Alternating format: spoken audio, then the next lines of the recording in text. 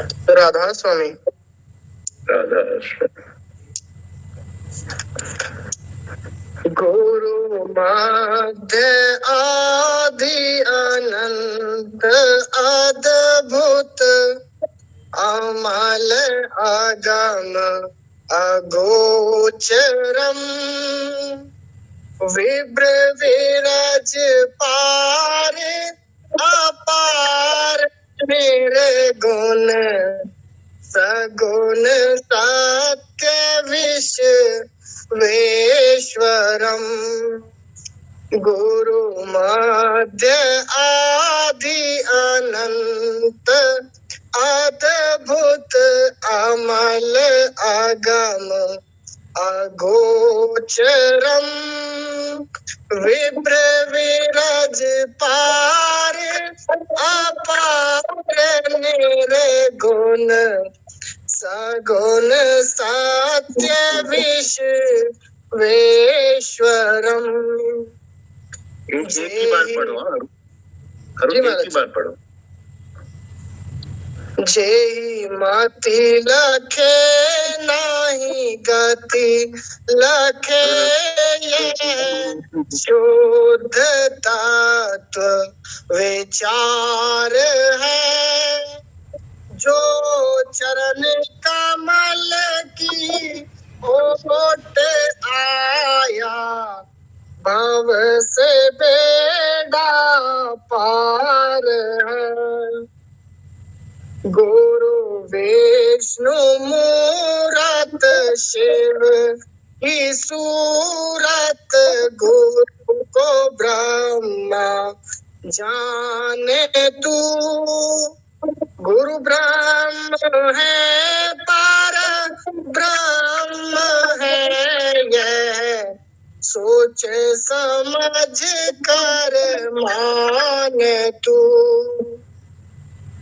कर गुरु की संगत रात दिन नर जन्म अपना सुधार ले दे फेंक माया बोझ सिर से यम का शीश न भार ले शीश दे तन मन को दे गुरु भक्ति रतन अमूल ले राधा स्वामी भेद बताया तुमको ये तराजू तोल ले शीश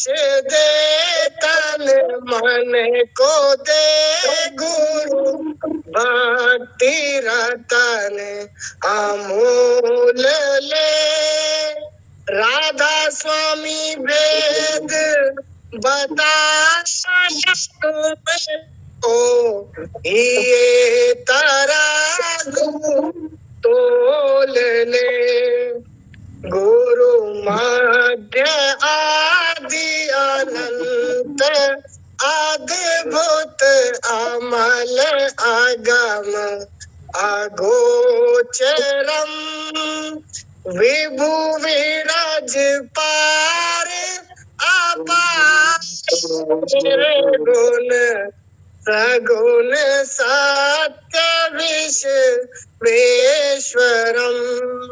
राधा स्वामी। राधा स्वामी। आज हम लोग छोटा सत्संग करेंगे।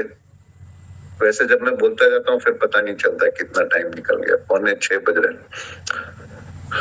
तो आज सब मैसेज आ रहे हैं इंटरनेशनल पीस डे, मतलब अंतरराष्ट्रीय शांति दिवस।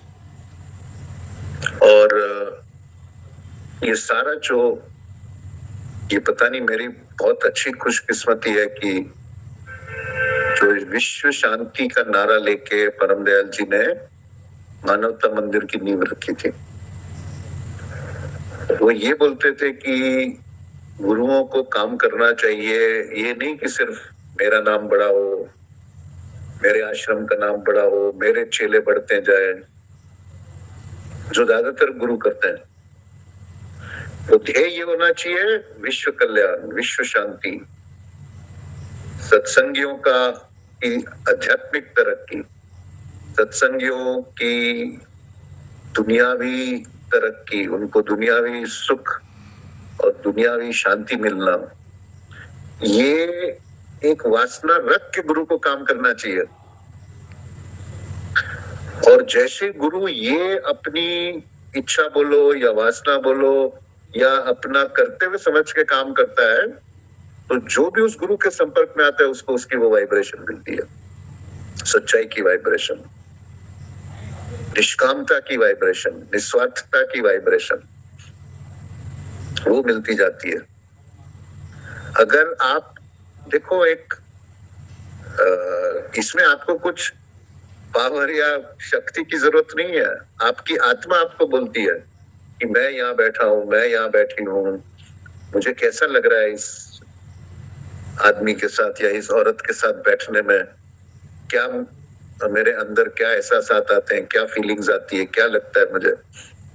आपकी आत्मा ही आपको जो है आपका मार्गदर्शन करती है। लेकिन हम लोग खुद ही जो है बोलते हैं जैसा चेला वैसा गुरु, जैसा गुरु वैसा चेला। ज्यादातर लोग जो है वो जुड़ते जो है, उनका गुरु के साथ जुड़ने का मकसद ऊंचा नहीं होता। जो गुरु दुकान जिसकी खोल के बैठा है, आप वो सामान लेने नहीं हम जाते गुरु के पास। तो एक जैसे अभी बच्चे हैं हमारे बड़े, बहुत ही मैंने तो उस दिन सबकी बातें सुनी, ये तो सब गुरुओं के गुरु हैं, हमारे जितने भी यंग बच्चे हैं, हमारे सत्संगियों के बच्चे हैं। और अब तो इसके बाद और पीढ़ी आएगी जो अब छोटे छोटे हुए बच्चे, वो राधे और नेहा के उन बच्चों का जन्मदिन था कल।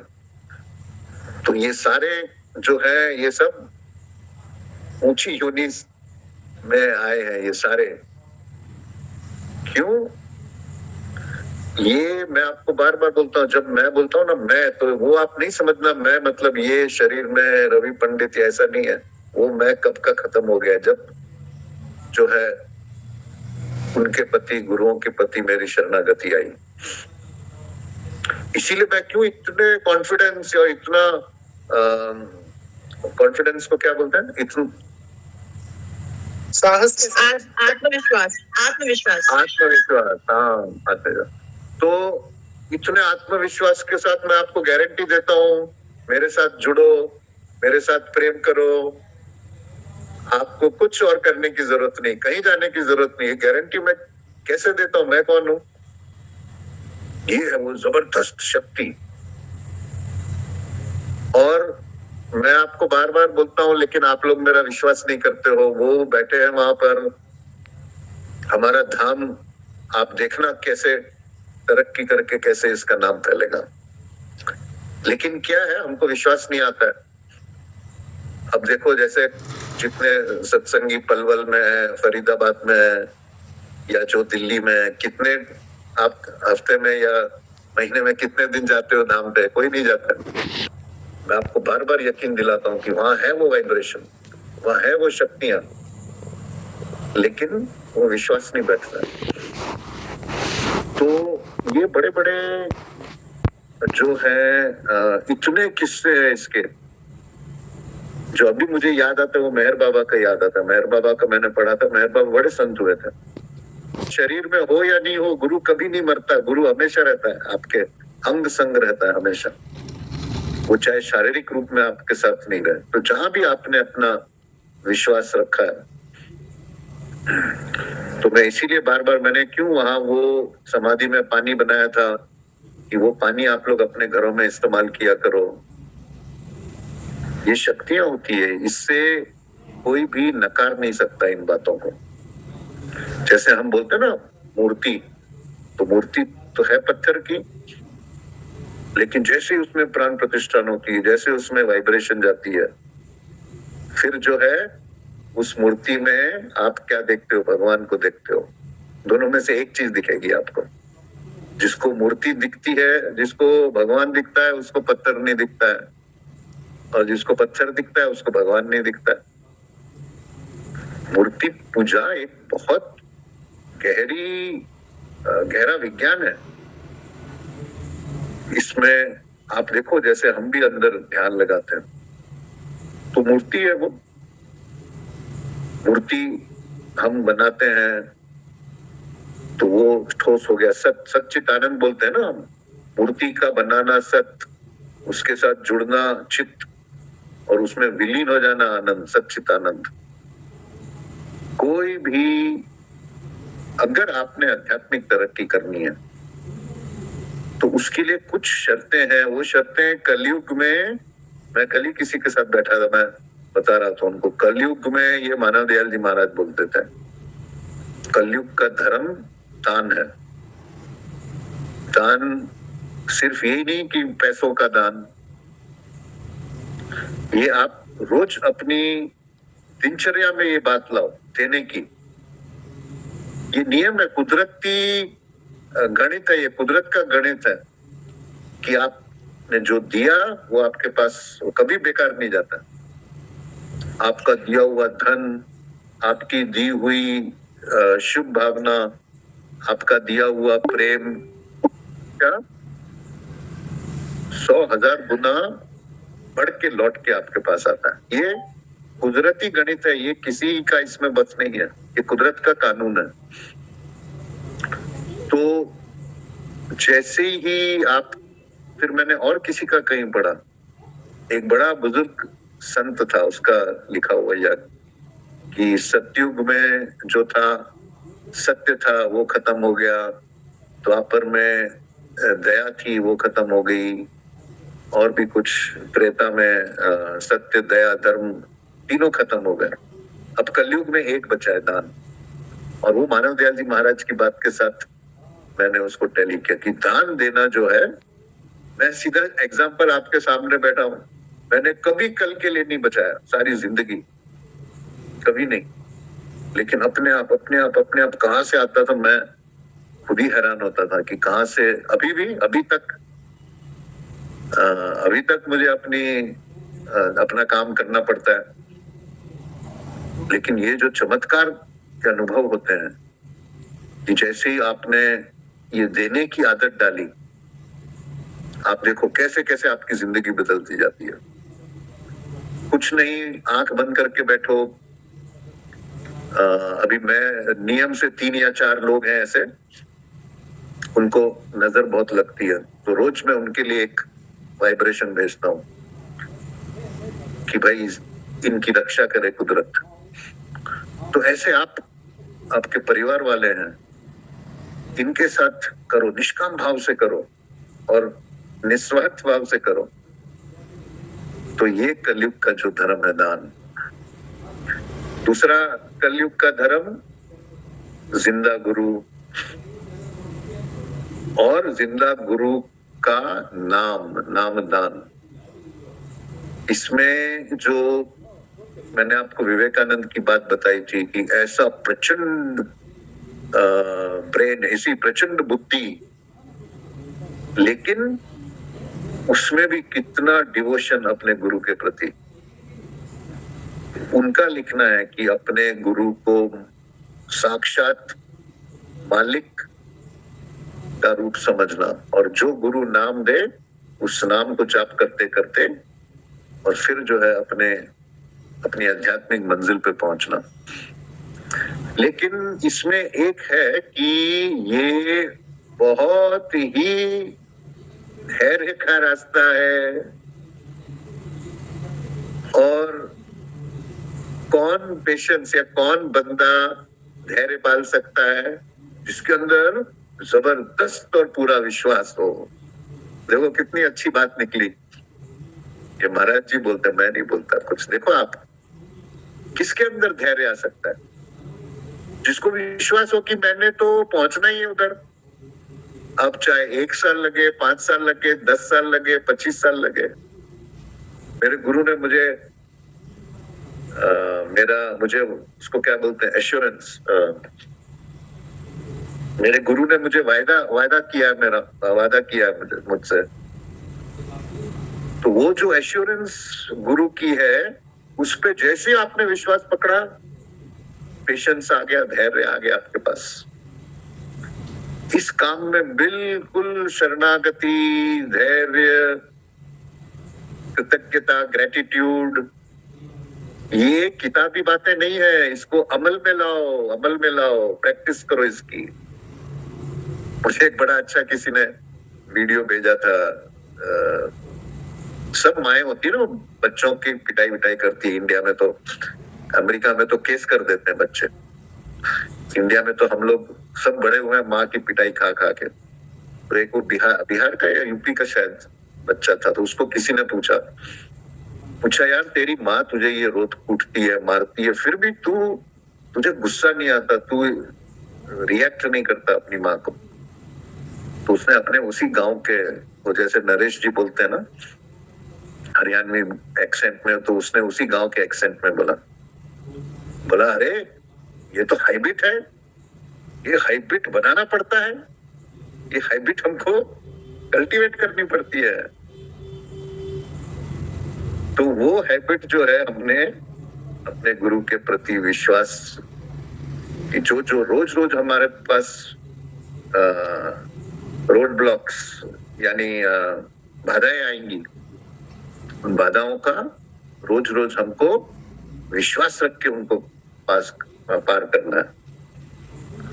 और उसमें क्या है, फिर आप बिल्कुल जो है मस्त रहते हो। हमारे अभी नरेश जी की बात मैंने की, देखो इनका सारा परिवार कैसे मस्त है। और मैंने अभी कहा नरेश जी से, मैं आके इस बार मुझे उनके घर में एक दिन रहना है। सब मस्ती में है, खुश है। नरेश जी का मुझे याद आता है, एक बार कोरोना था तो मेरी वाइफ ने बड़ी चिंता हो गई, बोले आप जाते हो यहाँ इंडिया में इधर उधर सत्संग में, तो कोरोना का, तो मैं एकदम छोटा सा था।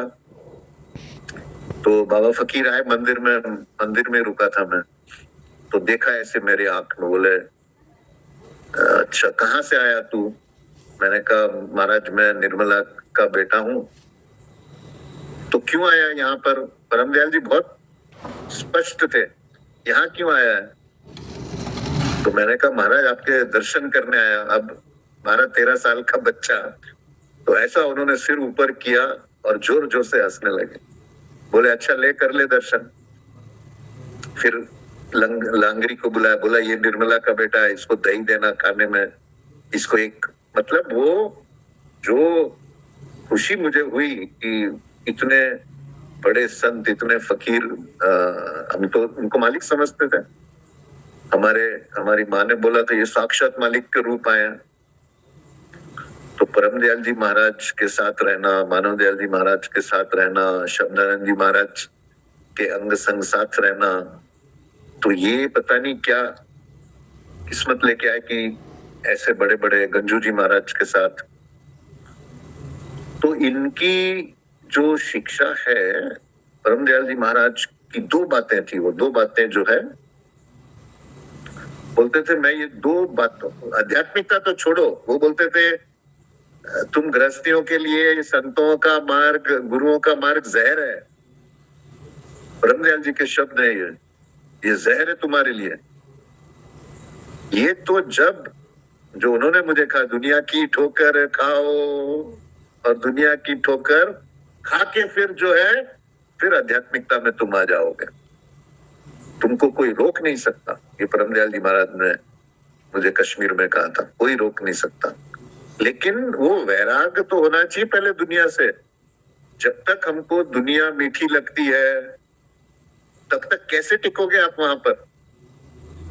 जब आप आंख बंद करके जब अंदर चलते हो, तो भूलना पड़ता है ना सब,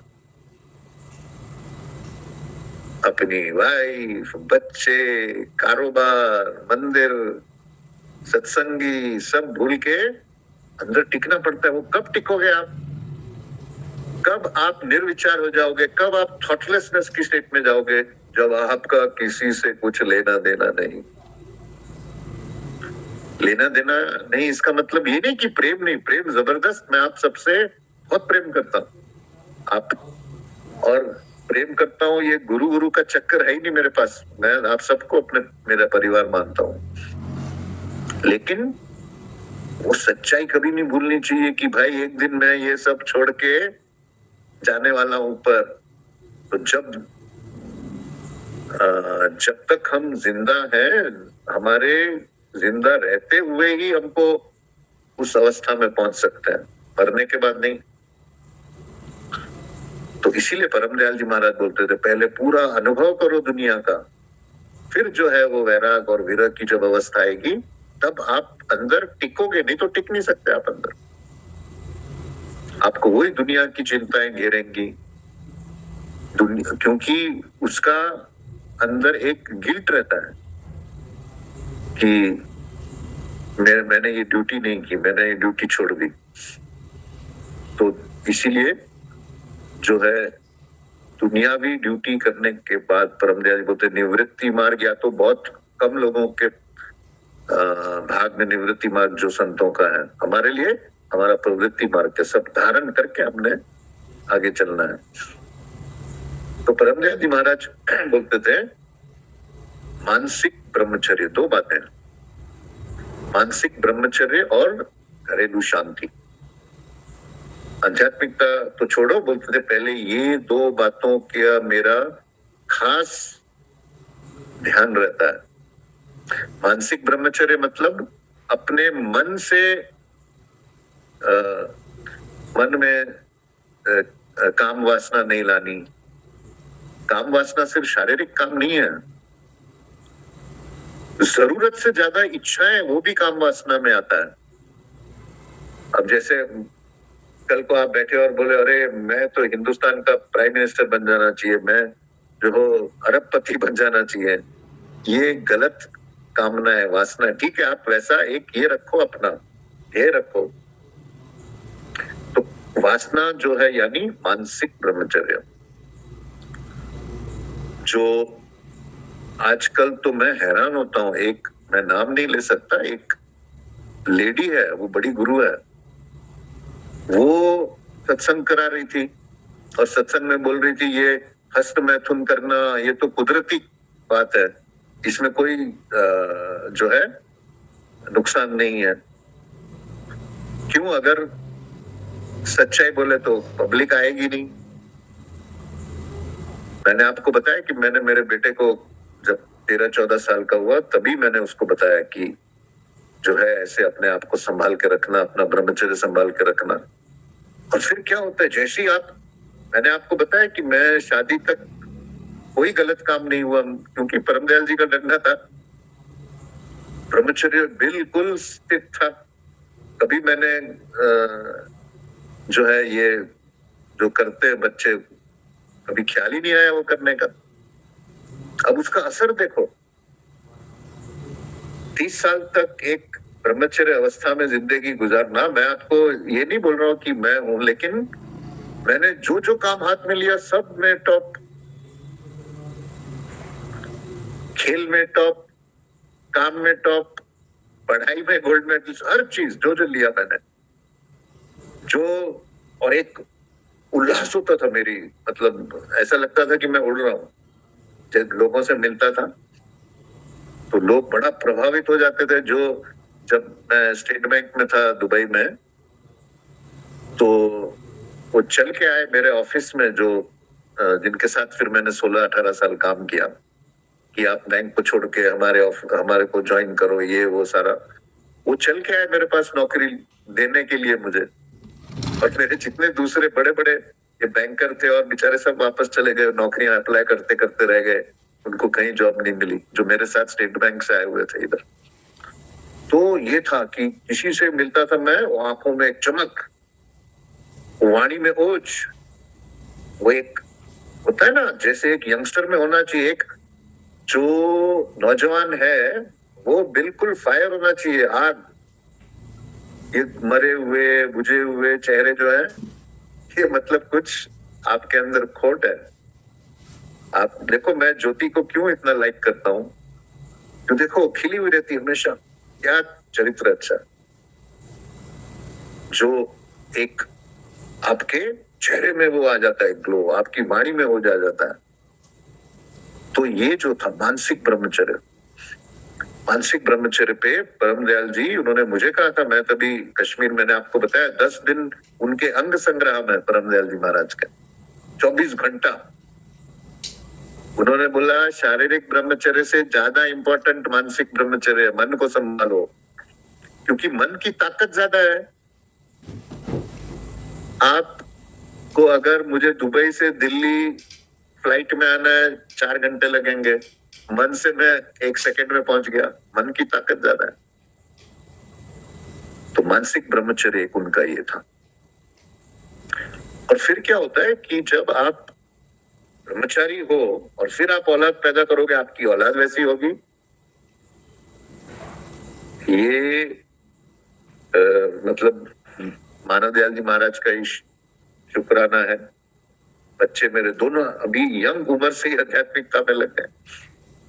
बिटिया मेरी, उसने विपासना का मेडिटेशन कोर्स किया,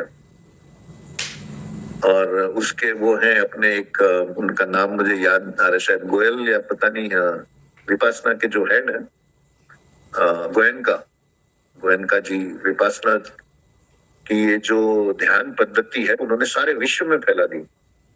यहाँ हमारे यूएई में उनका एक केंद्र है। तो मेरी बिटिया 10 दिन जाके उसने वो विपासना का ध्यान का कोर्स किया, पढ़ा। वो 4 बजे उठना होता है, 10 दिन आप किसी से बात नहीं कर सकते हो, तो कोर्स वालों से भी बात नहीं कर सकते हो, मोबाइल का तो सवाल ही नहीं है। तो ये क्या होता है, ये आपके फिर आपकी जीन्स में आ जाता है, फिर आप वैसे ही बच्चों में वो प्रभाव आता है।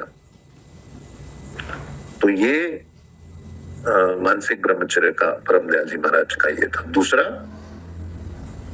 घरेलू शांति। आज जो विश्व शांति दिवस है, घरेलू शांति उनका दूसरा मंत्र था। आप देखो, हमारे घर में किन बातों पे एक दूसरे से मनमुटाव होता है।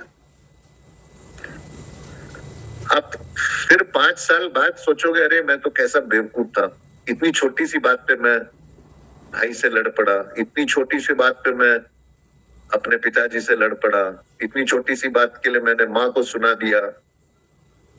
तो वो जो आप 5 साल 10 साल के बाद पश्चाताप करोगे, वो अभी जो है, कोमल चित्त दया मन धारो, मानव दयाल जी महाराज की फेवरेट लाइन थी। कोमलता, आप देखो जैसे जिन जिन जो ने मानव दयाल जी महाराज के दर्शन किए हैं, उनकी पूरी पर्सनैलिटी में कितनी कोमलता थी। कोमल थे, जैसे मतलब एक फूल होता है, कितनी कोमलता थी उनमें। तो चित्त जो है, चित्त वैसा होना चाहिए, आपके चित्त की वाइब्रेशन में एक कोमलता होनी थी। कोमल चित्त दया मन धारो, दया, अपने परिवार वालों पे दया करनी चाहिए। और खुद उस अवस्था में रह के जो है, आप जैसे ही आपका चित्त कोमल हुआ, तो जैसे आप बोलोगे आपका वही प्रभाव पड़ेगा। आप गुस्से में आके अपने बच्चे को बोलोगे, अरे गुस्सा मत कर, अरे बाबा तू खुद गुस्से में है, तू बच्चे को बोलता है गुस्सा मत कर। जब आप शांत हो और तब आप बोलो किसी और को, वो जो आप हो उसका असर पड़ता है, जो आप बोल रहे हो उसका असर नहीं है, जो आप अंदर में हो उसका असर है। जो आग होती है ना, आग में जो हाथ डालता है वो जलता है। अगर असली आग हो, अगर आग की पेंटिंग हो, तो उससे तो कुछ नहीं होगा, वो तो आर्टिफिशियल पेंटिंग है। तो वो है, एक नौजवान अपने अंदर में बिल्कुल फायर होना चाहिए। तो घरेलू शांति में क्या था, परम दयाल जी बोलते थे, अगर नहीं बनती तो अलग हो जाओ, क्योंकि वो आप फिर उस वाइब्रेशन में जो है घुट घुट के रहना, वो फिर ठीक नहीं है। उससे फिर घर में तकलीफ आती है। मैंने खुद अपने रिश्तेदारों में देखा है कि जहां जहां घर में झगड़े थे तो क्या तकलीफें आई फिर। तो ये दो बातें परम दयाल जी महाराज का सबसे ज्यादा जो स्ट्रेस करते थे, सबसे ज्यादा जिस पे वो बोलते थे, ये दो बातें थी। अपने घर के किस्से बोलते थे वो कि सारा बिल्कुल खोल के रख देते थे। वो बोलते थे मैं दूसरों की बातें करूंगा तो तुमको बुरा लगेगा, इसलिए अपने उदाहरण देते थे। तो ये जो है आज का सत्संग यही हम खत्म करते हैं। 6:15 बज गए और अभी दशहरा पे मैं आ जाऊंगा 1 तारीख को। दशहरा 2 तारीख की नरेश जी, 2 तारीख की ना दशहरा? 2 तारीख का महाराज जी। हाँ बस ठीक है। ठीक है।